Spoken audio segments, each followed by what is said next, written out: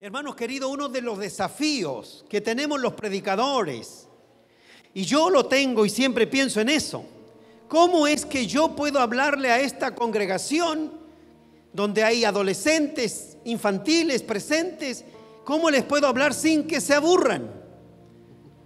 Pero pienso, cuando ellos están en el colegio, el bloque tiene 90 minutos y yo no voy a predicar 90 minutos. Así que ténganme paciencia los niños pequeños, porque cuando están en clase de lenguaje, inglés o matemática, tienen que estar 90 minutos con la profesora. Yo voy a estar menos, así que ténganme paciencia, ¿ya? Y vamos a tratar de hacerlo tan lúdico que los más chiquititos no se aburran. Los más grandes tienen más capacidad de concentrarse y ellos, si me ponen atención, no se van a aburrir. Bien, vamos a hablar. Bueno, como esta reflexión es un poco larga, yo la he dividido en dos. Hoy haré la primera parte y del domingo que viene al otro haré la segunda, porque el próximo domingo le toca a mi hermana Magali. Así que vamos a hacer la 1, la primera parte, igual que los bestsellers, parte 1 y parte 2. Vamos a comenzar. Vamos a hablar acerca de la historicidad de la resurrección. Y nos vamos a presentar con esta pregunta: ¿la resurrección de Jesucristo en realidad pasó? Esa es la pregunta que tenemos para responder en esta primera parte de la reflexión. Si es que la resurrección de Jesucristo en verdad pasó o no. ¿Y sabe por qué yo me hago esta pregunta? Porque la respuesta a esta pregunta es muy importante. Porque el cristianismo se sostiene o se cae sobre la historicidad de la resurrección. Y no lo digo yo, lo dice el apóstol Pablo en 1 de Corintios capítulo 15, verso número 14. ¿Cómo dice el apóstol Pablo? Y si Cristo no resucitó, vana es entonces nuestra predicación, vana es también nuestra fe. De tal manera que, hermanos queridos, la fe que nosotros tenemos es válida en la medida que la resurrección de Jesucristo haya sido o no una realidad. Porque si Jesucristo no resucitó, entonces lo mejor que podemos hacer es irnos a nuestras casas, seguir viviendo nuestra vida como si nada hubiera pasado. Pero si Cristo en verdad resucitó, es el evento más importante en la historia de la humanidad. Entonces voy a hacer este pequeño recorrido. Jesucristo fue crucificado el día viernes a las 9 de la mañana. Él estuvo 6 horas en la cruz, desde la hora tercera hasta la hora sexta. Él fue crucificado a las 9 de la mañana. El día para los judíos comienza a las 6 de la mañana. Entonces, la hora 1, 2, 3 serían las 9, porque el día comienza a las 6. La hora sexta serían las 12. Y la hora novena serían las 3 de la tarde. El Señor Jesús fue sepultado, fue crucificado a las 9 de la mañana, en la hora tercera. Estuvo 3 horas en la cruz y en esas 3 horas Él dijo las 7 palabras de las que hablamos el viernes. A la hora sexta Él murió, expiró. Y a la hora novena Él fue sacado de la cruz. ¿Saben quién lo sacó? José de Arimatea. Pero no solo, Nicodemo también estaba con él. Fue José de Arimatea el que le pidió a Pilato el cuerpo de Jesús. Y fue y lo puso en el sepulcro. ¿Saben ustedes lo extraordinario de esto? Que José de Arimatea, hermanos queridos, era miembro del consejo que pidió la ejecución de Jesús. José de Arimatea pertenecía al consejo que había pedido la ejecución de Jesús. Y él lo sepultó junto con Nicodemo. Esto otro también es sorprendente, porque Nicodemo era miembro del Sanedrín que pidió la crucifixión de Jesús. Tanto José de Arimatea como Nicodemo eran discípulos de Jesús, no como los 12, eran seguidores de Jesús, pero ellos no lo hicieron público porque ellos participaban de estos consejos. Eso significa que estas dos personas respetables llegaron a conocer a Jesús como el Mesías. La tumba era nueva, le pertenecía a José de Arimatea. Luego llegaron a la tumba y colocaron una gran piedra sellada por si acaso los discípulos se querían robar el cuerpo. 4 testigos estuvieron cuando se puso la piedra en el sepulcro. 2 de esos testigos son mujeres, más José de Arimatea y Nicodemo. No solo colocaron una piedra en la entrada de la tumba, sino que también colocaron soldados, 16 soldados, que se iban cambiando de 4 en 4, de 6 horas cada uno hacía turno.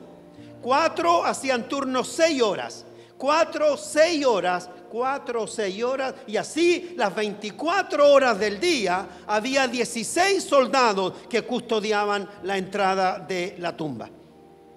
Los judíos tenían temor que los discípulos robaran el cuerpo y decir después que Jesús había resucitado. ¿Y por qué? Porque el mismo Jesús había dicho que al tercer día Él iba a resucitar. Entonces los judíos dijeron: vamos a poner soldados, no sea que se roben el cuerpo y después digan que Jesús había resucitado, cuando eso no es verdad. Los fariseos no creían que Jesús iba a resucitar. Por eso cuidaban el cuerpo para que no se lo robaran. Pero no hay ningún problema. ¿Por qué? Porque los discípulos tampoco creen que Jesús va a resucitar. Así que no tienen ningún interés en robarse el cuerpo, porque no creen que va a resucitar. Desde el primer momento, los soldados entonces estuvieron ahí en ese lugar, custodiando el sepulcro para que no se robaran el cadáver.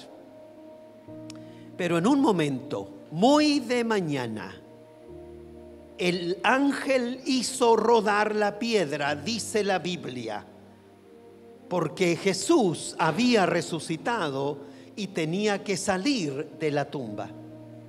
Fíjense ustedes que los ángeles sacaron la piedra.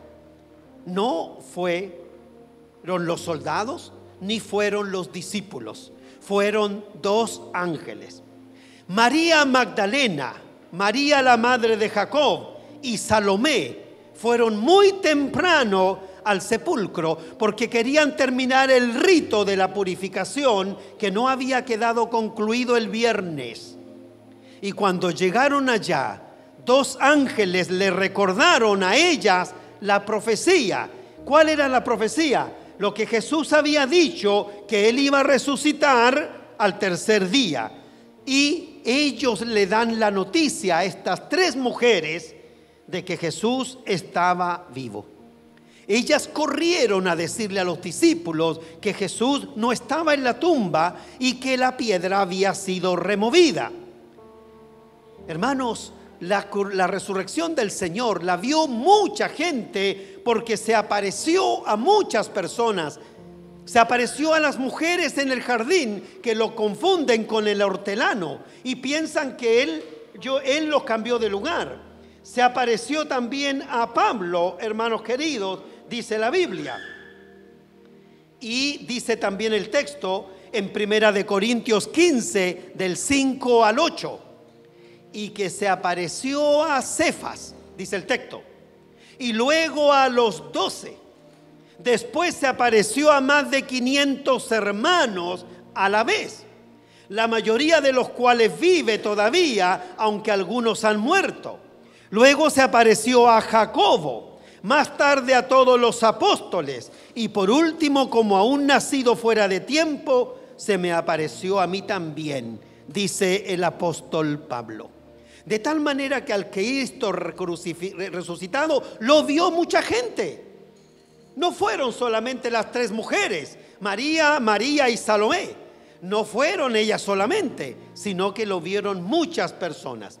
Y quiero decir esto: la resurrección de Jesús no fue una resurrección espiritual como algunos pensaban en esa época.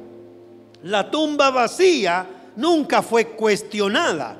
Todos sabían que en verdad Jesús había resucitado. Ahora, ¿por qué la tumba estaba vacía? Voy a dar 4 explicaciones que se daban en ese tiempo por las cuales la tumba estaba vacía. Vamos con la primera explicación. ¿Por qué la tumba está vacía? Estoy hablando de ese tiempo cuando Jesús había resucitado. La primera explicación que se daba era que los discípulos robaron el cuerpo de Jesús. Ese comentario, ese rumor, lo echaron a correr los fariseos, los saduceos, los doctores de la ley. Le dijeron a los soldados: ustedes van a decir que el cuerpo no está porque los discípulos se lo robaron. Esa es la primera explicación que se daba en ese entonces. Mateo capítulo 28, verso número 12 y 13 dice así: después de reunirse estos jefes con los ancianos y de trazar un plan, les dieron a los soldados una fuerte suma de dinero y les encargaron, fíjense lo que les cargaron: digan que los discípulos de Jesús vinieron por la noche y que mientras ustedes dormían se robaron el cuerpo. Entonces, la primera explicación que daba vueltas era que la tumba estaba vacía porque los discípulos se robaron el cuerpo. Pero los discípulos no esperaban que Jesús resucitara. Lucas capítulo 24, versos 10 y 11 dice: las mujeres eran María Magdalena, Juana, María la madre de Jacob y las demás que las acompañaban. Pero a los discípulos el relato les pareció una tontería, así es que no les creyeron. Está claro, los discípulos no creen que Jesús iba a resucitar. Yo quiero aprender una lección aquí. Cuando nosotros no creemos, difícilmente vamos a poder recibir una noticia que podría alegrarnos la vida y cambiarnos la vida, porque no la creemos. Si yo me niego a creer que Dios está conmigo, voy a vivir en soledad. Si yo me niego a creer que Dios me sustenta, voy a vivir en precariedad y en escasez. Si yo me niego o no creo que Dios me puede sanar, voy a vivir en la enfermedad. Si yo no creo que el Señor me puede consolar, voy a vivir en la angustia y en la aflicción. La gente se priva de los dones que vienen de Dios cuando no creen. Los discípulos están encerrados en un cuarto y tienen miedo que vengan los romanos y los tomen prisioneros por haber andado con Jesús. Y cuando las mujeres llegan, y aquí se mencionan sus nombres, y van a decirles que Jesús ha resucitado, sencillamente ellos no les creen. Y como no les creen, siguen viviendo en el temor, siguen viviendo en la angustia, siguen viviendo en la inseguridad. Por eso es, hermanos, que para aquel que cree, todo le es posible. Si yo me niego a creer lo que el Señor puede hacer en mi vida, voy a vivir entonces en completa dependencia del dolor, de la angustia y de la aflicción. Pero cuando yo creo que el Señor puede hacer algo en mi vida, entonces yo puedo cambiar completamente mi vida. No tiene sentido para ellos robar el cuerpo, porque ellos saben que Jesús no iba a resucitar. Ahora, ¿cómo nosotros podemos explicar el comportamiento de los discípulos después que Jesús resucitó? Porque antes de la resurrección ellos tienen miedo, están atemorizados, están amedrentados, son cobardes. Ellos huyeron de la cruz. Pero ¿cómo explico yo el cambio absolutamente radical que tienen después de la resurrección? Cuando a Pedro no había quien lo hiciera callar. Cuando es el mismo Pedro el que dice: yo no puedo dejar de decir lo que he visto y he oído, y es menester obedecer a Dios antes que a los hombres. Ese cambio de actitud en ellos, hermanos, lo provocó algo. Juan capítulo 20, el verso número 19, nuestra Biblia dice: al atardecer de aquel primer día de la semana. El día domingo es el primer día de la semana en ese tiempo. Hoy día es el lunes, pero en ese tiempo la semana terminaba el sábado. El domingo era el primer día de la semana.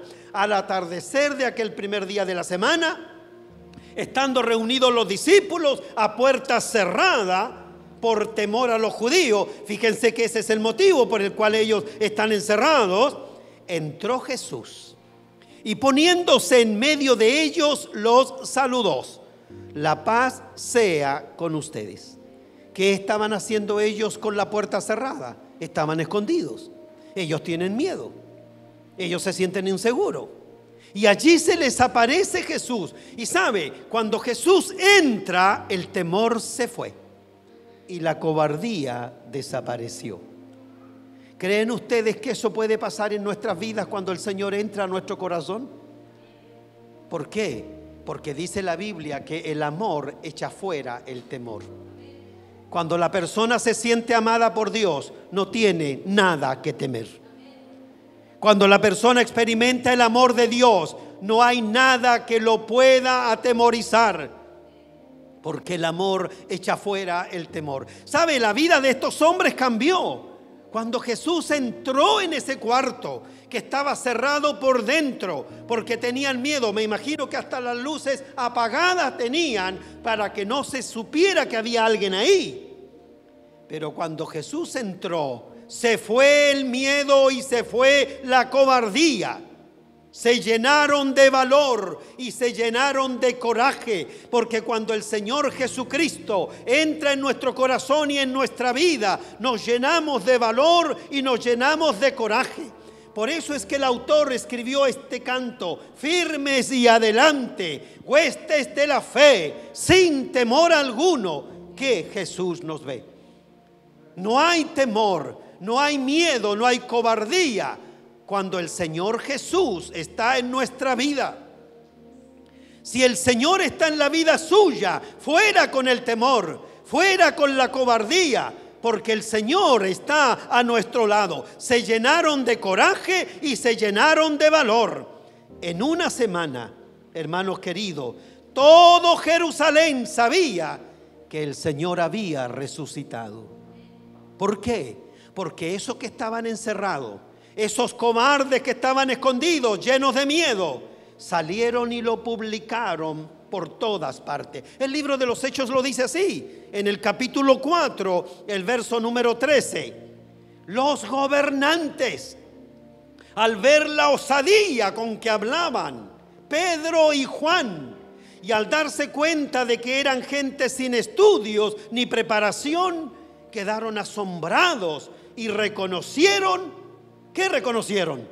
Que habían estado con Jesús, pero no con el Jesús antes de la cruz, sino con el Jesús después de la cruz. Porque el que les infunde valor, porque el que les da coraje, no es el Jesús de la historia, sino que es el Jesús resucitado, es el Cristo que vive para siempre. El Jesús no les daba seguridad. El Jesús histórico no les daba valor, porque arrancaron de él cuando lo tomaron en Getsemaní. Sí, ellos reconocen que habían estado con Jesús, pero con Jesús el resucitado. Ese es el que nos da valor, ese es el que nos da coraje, ese es el que transforma nuestra vida. No tiene sentido que yo crea en el Jesús histórico. Yo tengo que creer en el Jesús histórico que murió y resucitó. Si el que cambia la vida es el que vive, no el que estuvo muerto, sino el que resucitó. El que entró a nuestro corazón y a nuestra vida no es el Jesús de historia, es el Jesús que ha resucitado de entre los muertos. Entonces los judíos dicen, pero con cuánto valor habla esta gente, pero con cuánto coraje habla esta gente. Es porque estos estuvieron con Jesús, con Él resucitado. Y las autoridades sabían que eran cobardes, pero quedaron completamente sorprendidos. ¿Cómo explicamos entonces ahora el valor que tienen si antes de la crucifixión salieron arrancando? Bueno, eso se explica porque ellos estuvieron con el Cristo resucitado. ¿Cómo la gente se puede explicar que usted, en medio de los problemas, conserva la calma, la esperanza? ¿Cómo la gente del mundo puede explicarse que usted, a pesar de lo que está viviendo, sigue confiando que Dios tiene control de la situación? Porque ellos deben saber que usted conoce al Cristo resucitado. Pero si yo ando viviendo con el mismo miedo que vive toda la gente afuera, si yo tengo el mismo pánico y el mismo temor que todo el mundo tiene, entonces la gente se va a preguntar, bueno, ¿y dónde está tu Dios? ¿Dónde está tu Dios entonces? Yo aprendí una lección. Hace muchos años estábamos viviendo en Yoyeo. Vivíamos con Mario en Yoyeo. Y una de las cosas que yo quise hacer fue poner teléfono en esa iglesia donde yo fui. Siempre que nosotros llegamos a una iglesia, queremos aportar con tecnología y hacer que las cosas sean mejor. Y fuimos a poner teléfono. Fui a la compañía, a San Antonio, y le dije, necesito que me ponga teléfono. Dijo, tiene que llenar una ficha y meterla en ese buzón. Pero yo necesito saber cuánto me va a salir. Bueno, ahí la fe se me cayó un poco porque yo estaba mirando el presupuesto de la iglesia. Hermanos, no se asusten, pero yo no funciona mucho con los presupuestos de la iglesia. Fui, no, es que necesito saber cuánto sale el presupuesto. Y me dijo, no, tiene que poner la ficha ahí nomás, porque ahí van a ver. Llené la ficha, la puse en un buzón y me fui. Pasaron como 3 semanas y llegaron a tocar la puerta. José Miguel Carrera 464, allá en Yoyeo, fue donde fui pastor 8 años. Llegaron 2 caballeros con buzo, me dijo, venimos a poner el teléfono. No, le dije yo, ¿no será en la casa de al lado? No, dijo, si aquí, José Miguel Carrera 464. No, pero yo no he ido a pedir teléfono. Yo fui a que me hagan un presupuesto, cuánto me sale. Porque dependiendo de cuánto me salga, yo voy a poder llevar eso a la junta, pedir la aprobación de la junta y luego venir para acá y poder teléfono. No, me dijo, nosotros le venimos a poner el teléfono. Yo le dije, pero si no conozco el presupuesto. Y el hombre del teléfono me dijo, bueno, ¿es usted cristiano o no? ¿Sabe usted que me tapó la boca él? Como queriéndome decir, bueno, ¿en qué Dios confía usted? Si anda buscando un presupuesto primero. Y me dijo así, ¿es usted cristiano o no? No le quise decir que era el pastor, por hermana. Ya le dije yo, pasen. Pasaron y colocaron el teléfono. Después me enteré cuánto costó. Gloria al Señor, nunca lo cortaron, nunca dejamos de pagarlo. Hasta el día de hoy debe estar el teléfono. 28, 45, 57. Le estoy hablando de 30 años atrás. Algo así, 28, 45, 57, el número del teléfono. Hermanos, cuando usted sabe el Dios que tiene, usted espera y confía en Él. Porque yo le voy a decir una cosa. Yo no funciono por los presupuestos. Disculpe mi hermanito José de Jorquera. Porque yo digo de esta manera. A ver, ustedes me van a encontrar la razón o ustedes me van a decir, pastor, usted está equivocado. Si yo necesito comprar algo que cuesta 100,000 pesos y yo tengo 100,000 pesos aquí en mi bolsillo, díganme, ¿necesito fe para comprar lo que cuesta 100,000 pesos si yo tengo 100,000 pesos aquí? Si yo necesito comprar algo que vale 500,000 pesos, pero tengo 100, necesito fe para comprar algo que cuesta 500 porque me faltan 400. Yo pongo 100. Mi fe pone los otros 400. Cuando usted tiene todo en la mano, no necesita fe. La fe se necesita cuando no se tiene. Es ahí donde la fe comienza a actuar. Si nosotros tenemos un presupuesto y vamos a gastar siempre solo lo que está en el presupuesto, entonces esta iglesia no necesita fe. Vamos a necesitar fe cuando nos metamos en proyectos. Y eso lo aplico a la vida entera. Si hay una enfermedad que los médicos no pueden sanar ni pueden curar, entonces yo necesito fe, porque ellos no pueden hacer algo por mi salud. Hermanos, por eso es que la fe crece en la carencia. Por eso es que la fe crece cuando no se tiene, no cuando se tiene. Bien, entonces, hermanos queridos, eso explica el valor, porque los discípulos saben exactamente a quién vieron. Ellos vieron a Jesús en la cruz, pero ahora lo ven vivo porque entró a donde ellos estaban. ¿Ustedes saben que faltaba uno ahí? ¿Verdad que falta uno? Tomás. Tomás no está, pero 8 días después va a estar, porque Jesús va a volver a entrar. Primera explicación: el cuerpo de Jesús se lo robaron los discípulos, por eso es que la tumba está vacía. Segunda explicación: las autoridades judías, o seguramente las autoridades romanas, hicieron desaparecer el cuerpo. Por eso es que la tumba está vacía. Estas son las explicaciones que daban vuelta en ese tiempo. Juan capítulo 20, verso número 15. Jesús le dijo: ¿por qué lloras, mujer? ¿A quién buscas? Ella, pensando que se trataba del que cuidaba el huerto, le dijo: Señor, si usted lo ha llevado, dígame dónde lo ha puesto y yo iré por él. Ella pensaba que las autoridades del huerto sacaron el cuerpo y lo cambiaron de lugar. Segunda explicación: ¿por qué la tumba está vacía? Hermano, María creía que el cuerpo lo habían sacado. Sabía que los discípulos no se lo habían a robar, porque estaban encerrados, llenos de miedo por ahí. Entonces ella pensó que las autoridades se habían llevado el cuerpo o habían ordenado que lo cambiaran de lugar. Si así hubiera sido, si las autoridades se llevaron el cuerpo, ¿por qué las autoridades pedían a los discípulos que no hablaran de la resurrección? Porque si las autoridades tienen el cuerpo, basta con que ellos lo muestren y diga: Jesús no ha resucitado, aquí tenemos el cuerpo, mírenlo ustedes.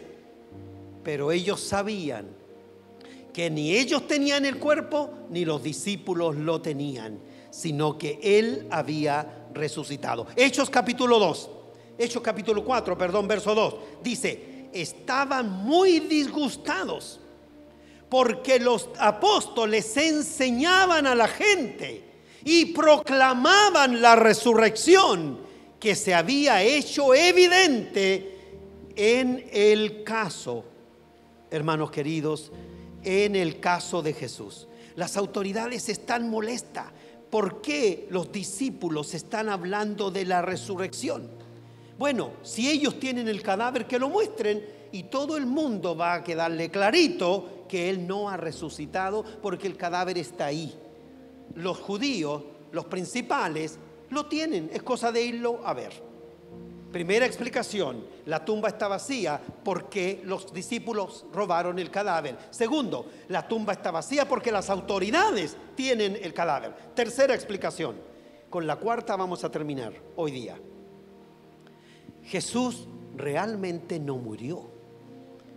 Por eso es que la tumba está vacía. Estoy diciendo las explicaciones, los rumores que se daban en ese momento. Se había desmayado, no se murió, como la cumbia, no estaba muerto. ¿Cómo es que dice? Esa que usted bailaba antes, pues. Entonces, no, Él no murió, Él se desmayó, Él perdió el conocimiento. Él estaba en coma, pero no murió. Entonces, no era resurrección, era resucitación, porque hay una diferencia entre la resurrección y la resucitación. Voy a decir algo aquí. El único que ha resucitado, el único que experimentó la resurrección fue Cristo. Los demás experimentaron resucitación. Lázaro experimentó resucitación, no resurrección. El hijo de la viuda de Naín experimentó resucitación, no resurrección. Lo mismo Tabita, lo mismo el hijo de la viuda que Elías ya trajo a la vida. ¿Sabe por qué? ¿Sabe cuál es la diferencia? Porque cuando una persona experimenta resucitación, vuelve a la vida. Es como cuando la gente traga agua y se ahoga y le empiezan a hacer el masaje y ellos experimentan resucitación, no resurrección, porque el que experimenta resucitación vuelve a morir después. Pero el que experimenta resurrección no muere nunca más. Esa es la diferencia entre la resucitación y la resurrección. Y nosotros hemos dicho que el Señor Jesús ha resucitado, porque Él no morirá nunca más, ni ustedes ni yo, cuando resucitemos también a la vida eterna. Entonces, Él fue el que resucitó. Bueno, ¿cómo es posible que una persona, después de ser golpeada, después de ser clavada en la cruz, después de ser lancerada, después de romperle su vendaje, después de demolerlo a palos, pueda romper el vendaje que le colocaron, que moviera una piedra que estaba sellada y saliera caminando de la ciudad? ¿Cómo es posible eso? Esta tercera explicación es falsa entonces. Jesús sí efectivamente murió, solo que ha resucitado. Y la cuarta explicación, para terminar con la reflexión de hoy, bueno, es que la tumba no estaba realmente vacía, sino que lo que vieron cuando fueron fue un fantasma, pero no vieron a Jesús. Lucas 24, verso 37 dice: aterrorizados creyeron que veían a un espíritu. ¿Por qué se asustan?, le preguntó. ¿Por qué les vienen dudas? Miren mis manos y mis pies, soy yo mismo, tóquenme y vean. Un espíritu no tiene carne ni hueso, como ven que los tengo yo. Entonces no vieron un espíritu. Cuando vieron a Jesús entrando ahí en ese cuarto donde están todos escondidos y atemorizados, en verdad vieron a Jesucristo resucitado en carne y hueso, y Él lo dice. De hecho, Él comió con ellos. Los discípulos no esperaban la resurrección, estaban aterrorizados. Y Jesús les dice: no soy un fantasma, soy yo, no tengan miedo. Y les dice: toquen mis manos, toquen mis pies. Y luego les dice: denme pan y pescado, porque los fantasmas no comen. Los fantasmas no comen ni pueden ser tocados, y Jesús estaba ahí en medio de ellos. Otros pensaban que eran alucinaciones. Primera de Corintios 15, verso 6. Después se apareció a más de 500 hermanos a la vez, dice Pablo, la mayoría de los cuales todavía viven, aunque algunos han muerto. Hermanos, 500 personas no pueden tener la misma alucinación y ver lo mismo, pero más de 500 personas vieron que Jesús había resucitado. Estamos aquí en esta tarde porque lo que pasó ese domingo, primer día de la semana, fue real. El Señor Jesús resucitó. Entonces la pregunta que yo acabo de responder con estas cuatro, refutando estas cuatro explicaciones, es: ¿fue la resurrección verdaderamente real? Bueno, el próximo domingo, del que viene al otro, vamos a responder esta pregunta. Ahora que yo sé que la resurrección es real, ¿qué haré con eso? ¿Qué vamos a hacer ahora que sabemos que el cadáver no lo robaron los discípulos? La tumba estaba vacía porque Él resucitó. Que el cuerpo no lo robaron las autoridades, la tumba estaba vacía porque Él resucitó. Que Él murió de verdad y no que se desmayó. Por eso la tumba está vacía de verdad. Ahora, ¿qué vamos a hacer con esta información? Saber que Él está vivo. En nuestro próximo encuentro vamos a responder esa pregunta. Ahora yo sé que el Señor vive. ¿Qué haré con Él? Oremos. Padre Celestial, te damos gracias, Señor, en esta tarde por tu palabra, porque en ella encontramos claramente, fehacientemente, razones válidas para saber, para entender, para aceptar y para creer que el Señor Jesús ha resucitado y Él está vivo. Señor, y nosotros podemos decir que así es porque lo hemos experimentado en nuestra propia vida. Gracias, gracias, Señor. Hoy celebramos tu resurrección. Señor, a ti sea la honra, a ti sea la gloria.